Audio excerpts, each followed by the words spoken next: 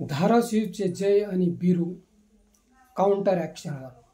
ठाकरेंना धक्के, शिवसेना संपली, शिल्लक सेना अशा सेलक्या शब्दात बातम्या पसरवल्या जात होत्या. शिवसेनेला काही गद्दारांनी धोका दिला, तेव्हापासून ठाकरेंसोबत ठामपणे उभे राहिले. त्यामध्ये धाराशिवचे आमदार कैलास पाटील व खासदार ओमराजे निंबाळकर हे वरच्या नंबरवर आहेत. शिवसेनेचे जय आणि बिरू फुटतील अशा वल्गना केल्या जात होत्या, मात्र त्या सर्व सध्या तरी हवेतच विरल्या. लोकसभा विधानसभा पुन्हा काबीज केली.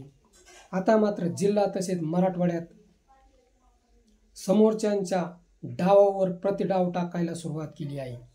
फंद फितुरी करून आणलेलं सरकार लोकांना नको आहे, कारण या मंडळींनी कोपरा ढोपराला गुळ लावून लोकांच्या तोंडाला पाणी आणलं.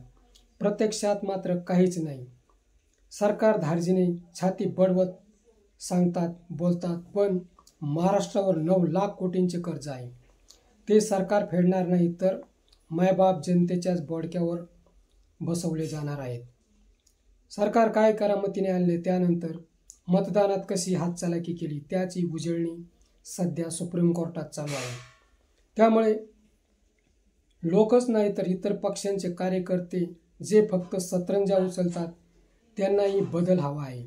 आमदार कैलास पाटील व खासदार ओमराजे निंबाळकर यांची पद्धत लोकांना आवडते, म्हणून त्यांनी सरळ आमदार खासदारांना सलाम ठोकायला सुरुवात केली आहे आणि इतर पक्षांना धक्के देण्यास आता सुरुवात झाली आहे. मित्र, हा व्हिडिओ कसा वाटला ते कमेंट बॉक्समध्ये सांगा व ॲक्शन मराठी चॅनलला सबस्क्राईब करा.